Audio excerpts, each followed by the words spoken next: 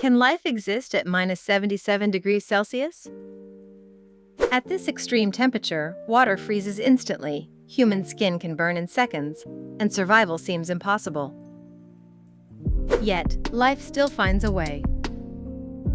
In the coldest regions on Earth, special bacteria, insects, and animals survive by slowing their metabolism, producing natural antifreeze proteins, and adapting their bodies to extreme cold. Some microbes can even live inside ice for thousands of years. This proves one thing: life is stronger, smarter, and more adaptable than we ever imagined. If you enjoy my videos, don't forget to like, subscribe, and share them with your friends.